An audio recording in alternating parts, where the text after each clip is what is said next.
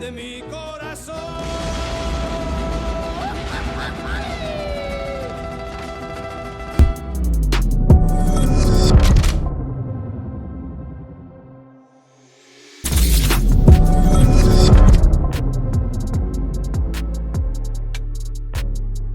He's hustling, man. He's just hustling. You ever seen that Gavin Newsom clip? He's just hustling, man. Gavin Newsom goes on a black podcast, like with some NBA players, and he like talks about how he grew up hustling and eating Wonder Bread, mac and cheese. You ever seen that, Byron? I saw it once. Nobody really believes it. I mean, it's just, that's who he is, man.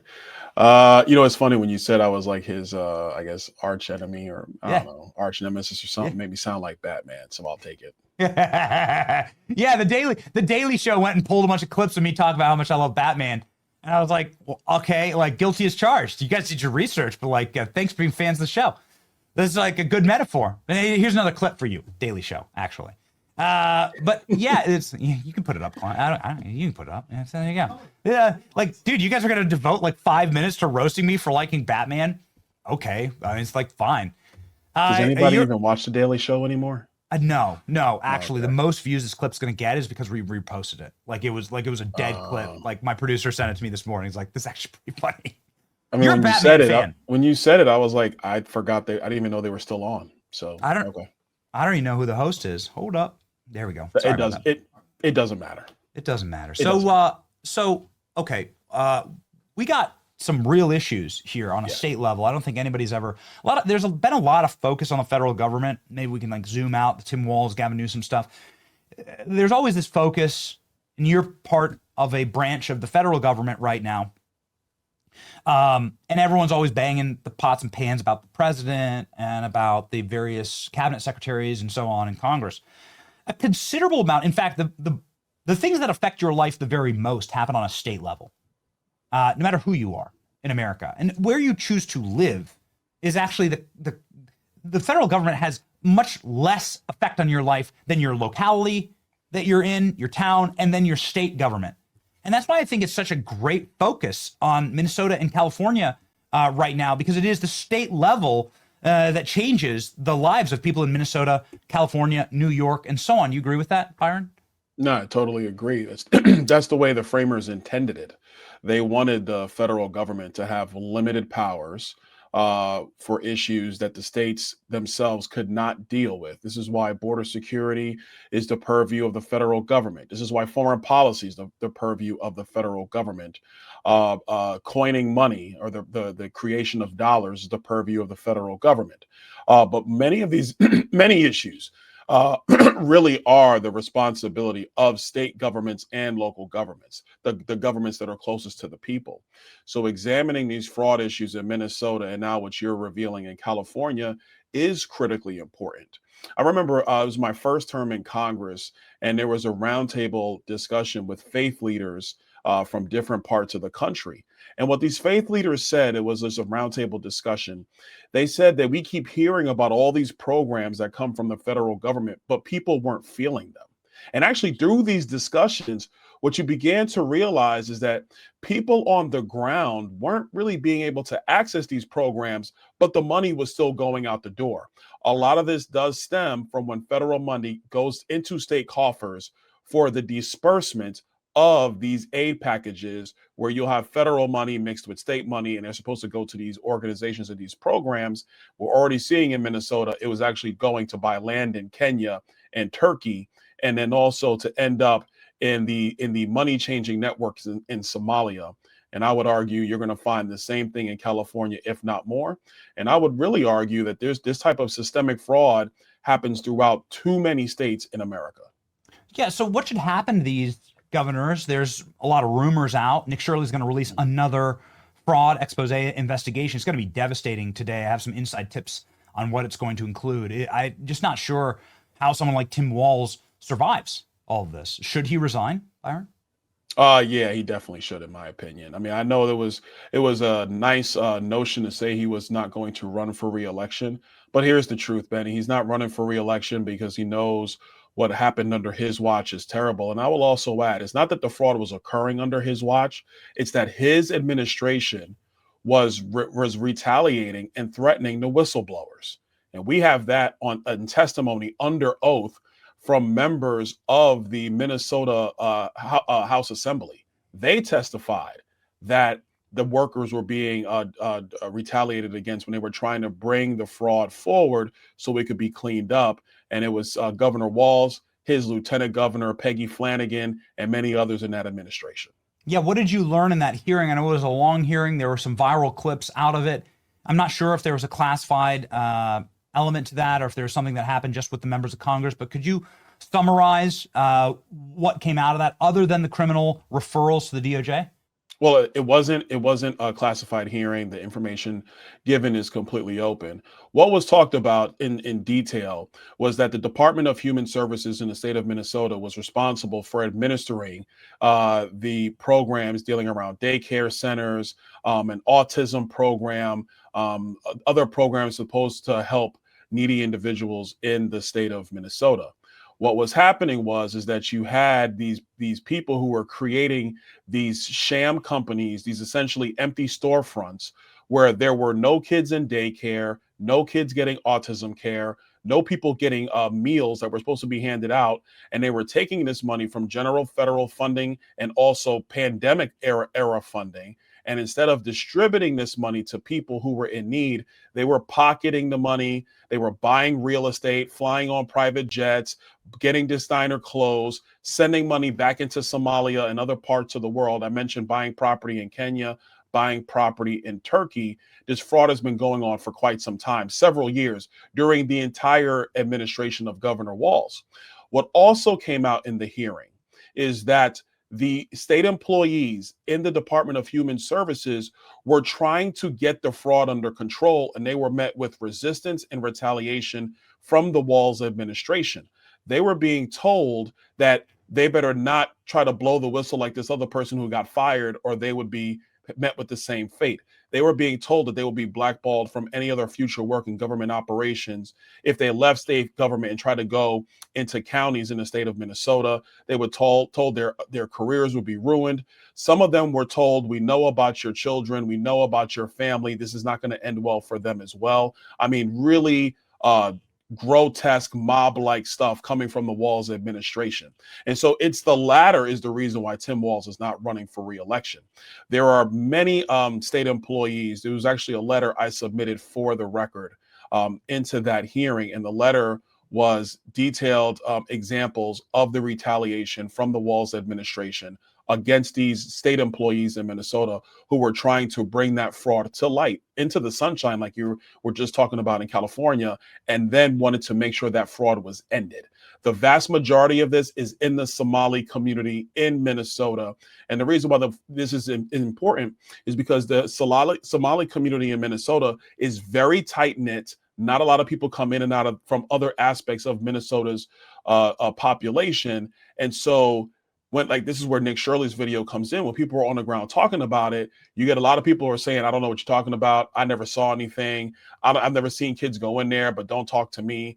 Very close-knit community covering it up. And the Somali community, in part, the people who were engaged in the fraud, they were making political donations, and they were actually threatening the administration, saying, if you try to close us down, we're going to say it's because you're Islamophobic and because you're racist. And they were also organizing votes for Tim Walz and other officials in Minnesota.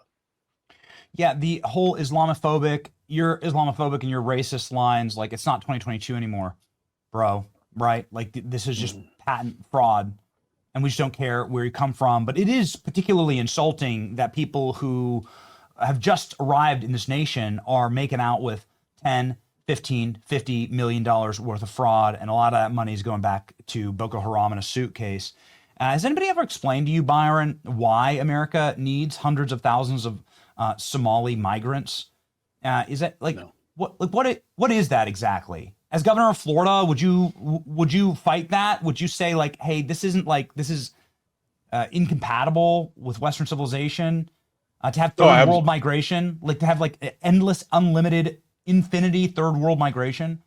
No, I totally agree. It makes no sense. We don't need that in Florida. No state needs that.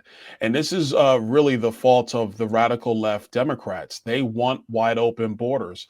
They want mass immigration, whether it's illegal or legal, coming from third world countries, because what they're trying to do is have people who are dependent on the largesse of federal programs so that they have future voters. Let's just be very clear. That's what this is about.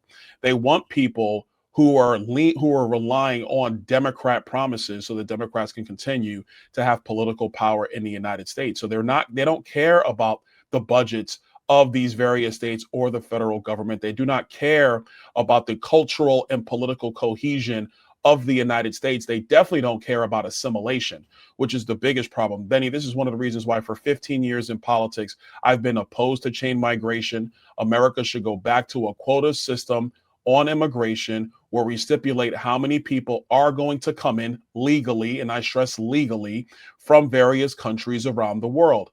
The United States, listen, we're a great country. People come here and they've done wonderful things for themselves and for their families. But when you have wide open immigration, wide open illegal immigration, with no real ability to control that, coupled with a welfare state, what you create is a disaster. This is what's happened in most of the European countries. Wide open immigration, welfare state, and it has systematically destroyed the political framework of a lot of those countries. We cannot let that happen here. And I'll go a little bit further than that. People need to go back and go on YouTube, look up Milton Friedman. Milton Friedman, Nobel Prize winning economist, he talked about this incessantly back in the 70s. And he said that America is going to have to choose. You can either have wide open borders or you can have a welfare state, but you cannot have both. If you have both, it will lead to the political and cultural unwinding of your country. I do not believe in wide open borders. Quite frankly, I don't really even totally believe in a welfare state. I think there are people who at times in life, they do need help. Like my mom and I, when I was very young, there was times my mom needed help so she could get back on her feet. And I think as Americans, we believe in helping out our fellow American if they're in need. But these never-ending, unwieldy welfare states coupled with wide open illegal immigration like under Joe Biden, and even chain migration, which is legal under federal law today, which needs to change, that is not going to help the future of America. Yeah, the Hart-Celler Act is arguably the worst piece of legislation ever put forward and passed in Congress. What a curse on us by our grandparents' generation in 1965. It's terrible. Maybe rolled back a little bit by Tim Burchett here. I know your strong ally and friend in the House. I know that you two have a great working relationship. He demands Ilhan Omar's immigration records immediately. Do you agree with this House Intelligence Committee subpoena for Ilhan Omar's full immigration records?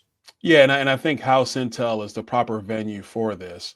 Number one, House Intel, their hearings are typically not open, frankly, to other members of Congress where they become political and do all kind of other stuff. But I think this is very important. And here's why. If her naturalization into the United States was fraudulent, then she's ineligible to serve in Congress. It's just that simple. And I think we need to get to the bottom of that. And I think before people want to say, oh, well, this is just political.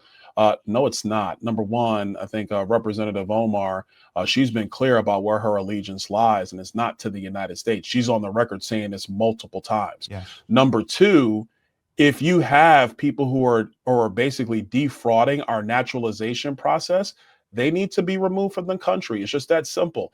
And I think people want to play politics with it. That's not the case. These are the same. This is what we would do in our own homes, Benny. You were talking about the masa chips earlier. I heard you. And yes, your wife is a wonderful woman. First of all, let me tell everybody watching the Benny show, Benny is actually a very good father. You know, he plays with his kids. He holds them. He changes diapers. He's a good father. He's a good dad. But you don't just invite everybody into your home. And if they lie about how they got into your home, I mean, Benny's a little bit of a softie, but his wife is not. She would remove them immediately. If that's the rules for a house, it's the rules for a nation. Those are the rules for my home. It's the rules for anybody else's home in America. We have to have the same rules as a country. People can't lie and defraud their way into your home. And if they do, you remove them. Yeah, that's exactly right. There are actually multiple people awaiting federal trial right now who have tried to get into my home and weren't invited, and they left in handcuffs, and that's just the role of any head of the household. And I'm very happy to be testifying against them quite soon in federal court. And so my question to you is, will any of these governors leave in handcuffs? Tom Emmer is said that predicts that Tim Walz will leave his office in handcuffs. I mean, Tim Walz is facing an onslaught of federal investigations from what is conceivably every single department and administration official that could have any nexus in Minneapolis. You're talking about the Department of Agriculture, Labor, Small Business. You have the Department of Justice and Treasury, the FBI, HHS, Homeland Security, all of them looking into Minnesota, many of them doing full halts and freezes of funding for Minnesota. It's an inoperable state at this point. Do you believe that Tim Walz will leave office in handcuffs? It's very possible, and here's why I say that. It's one thing to be incompetent. I think everybody in the country views Tim Walz as somebody who's incompetent. I mean, he even said to himself he's kind of a knucklehead sometimes. He said that about himself. I think everybody views incompetency when they think about him. But this is more than that. When you're intimidating whistleblowers in your state, now that is where you get into the realm of conspiracy.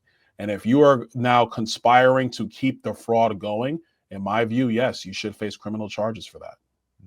Okay, so criminal charges, Nicolas Maduro. As governor of Florida, you would be overseeing one of the largest populations of Venezuelans outside of Venezuela, and one of the largest populations, I think the largest, without question, the largest population of Cubans outside of Cuba. Yeah. There's practically as many Cubans in Florida as there are in Cuba. And the president and his administration is now going hard against Cuba and the Castro regime. We traveled to Cuba, man. That door is ready to be kicked in. That country is on the verge, absolute total verge of collapse as well. But as the governor of Florida, you'd have some major potential instability. You might have a lot of celebrations in the street and so on. I mean, when the Cuban regime falls, it's going to be it's going to be a state holiday here in Florida. Certainly in the city, in the neighborhoods where I live, where there's a lot of Cuban refugees. What would be, what is your take, your thought process on sort of the Don Roe doctrine that is happening right now in South America? Well, first of all, the Cuban regime being allowed to exist this long is really not just an affront to the Cubans in Miami and in Florida who have been desiring peace and liberty for their family members, and frankly, justice for family members who did not make it out of Cuba, who were killed by the Castro regime, whose property was stolen. That's one thing. Number two, it's really an affront to the United States because it's really been a haven for Russia and China in our hemisphere, 90 miles off of the coast of Florida. And so I think the Cuban regime falling in Cuba is definitely in America's interests. I think for the people who might be concerned about instability, my response to you is, so you would desire the stability of Russia and China having a foothold 90 miles off the coast of the United States? That doesn't really sound like something that's helpful to us. So I would rather have the regime fall and then we figure out what's next than the regime be emboldened and allowed to continue and undermine the United States so close to us, and also continue to rob the liberty and freedom of the Cuban people on the island of Cuba today.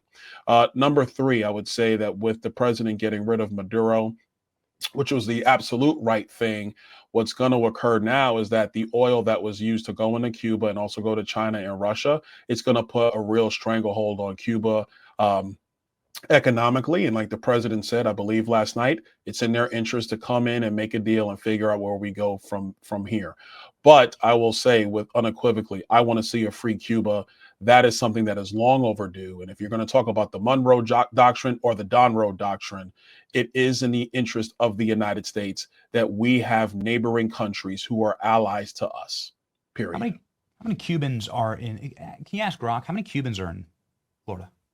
Yeah, how many Cubans live in Florida? It's got to be hundreds of thousands, if not millions of people of Cuban It's easily hundreds of thousands. Could be more. I mean, you better ask Grok, don't ask me. Yeah, but at the end of the day, I will tell you, if that regime falls, oh man, there's going to be parades from here all the way through the summertime. It will be a parade every day, especially in Hialeah, Florida. It'll be parades every day. 1.6 million? Okay, yeah. People of Cuban ancestry in the state of Florida. So a considerable portion of the Florida population is Cuban, and you will be running for governor of that population.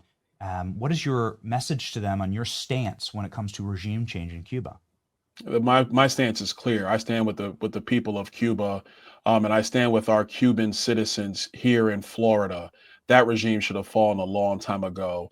That regime is a microcosm of how communist policies and socialist policies can not only just destroy a community, a society, or a state, it destroys the very well-being and fabric of cultures and families.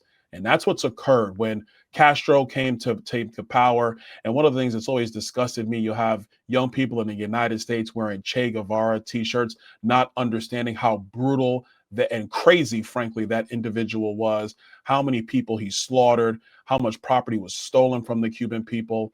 I stand with the Cuban people. We want to see regime change. If that came and Donald Trump brought that as well, man, look out. Florida, you think Miami-Dade is red now, just look out. It's going to be a good thing, because at the end of the day, Benny, like, look, forget the politics.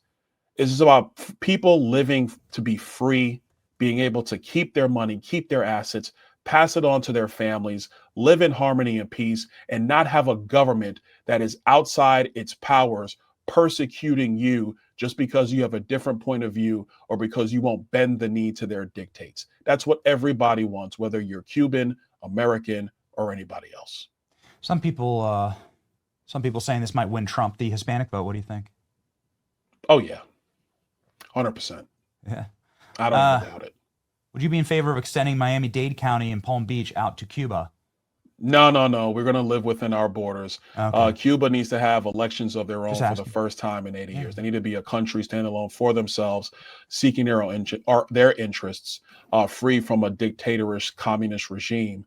What we want to do is be great partners with what the next wave of leadership in Cuba looks like, and so we can have mutual cooperation, mutual respect, and then whatever economic interests that we share is for the betterment of Florida, the betterment of Cuba, and for the betterment of the United States of America.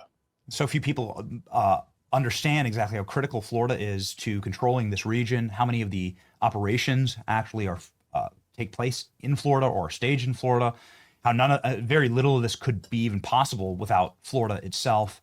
And the leadership here, ladies and gentlemen, brought to you by Byron Donalds right here. He's got millions of subscribers on X. I'm feeling that number is going to 10X. Byron Donalds running away with the governor's race. Just in closing here, Congressman, what do the polls look like right now? Polls are very strong. We're up about 40 points on just about everybody. And that's a good thing today, but we still have a lot of work to do. For the people of Florida, I need your vote and I need your support. Would love to really be able to count on that. And our mission is simple. Florida is the best state in the union, the best state in America. We are the crown jewel of the United States. And my goal as Florida is for us to remain in that position, not just over the next 8 years, but over the next 30 years. And there's a lot of stuff we got to do, Benny. Obviously, home ownership, insurance, property taxes, we want to eliminate those. We support the governor and what he's trying to accomplish there. But it's also about bringing new industries, new high-paying jobs to our state so our young people have a future. Look, Benny, I tell people all the time as I travel the state, my wife has a mandate of her own. Her mandate is that her sons raise their kids in Florida so she doesn't have to leave the state to see her grandkids. And that's a mission from Mrs. Donalds. And so, if it's in my house and that's what she's asking for, that's what we're going to deliver for the free state of Florida. That's exactly right. A lot of good young energy in this state. It's where young people want to get started. It's just such a great and energetic time to be here, particularly as the collapse is happening across the rest of the nation. In California, which is so kind to give us all their electoral votes, Byron. What a nice, thank you. Thank you. Thanks, Gavin. We really appreciate that. More people moving out of California than ever before. They hit record outflows this year. Many coming to Florida. When you get out there to California, you should take them some chocolates and say thank you. You should deliver it personally. I think that would go well. Charlie Kirk did the Gavin Newsom podcast. That was very, very interesting. We'll see. I doubt I'll get booked, but we'll see. Thank you, Congressman, and future governor of the state of Florida. Godspeed, Byron.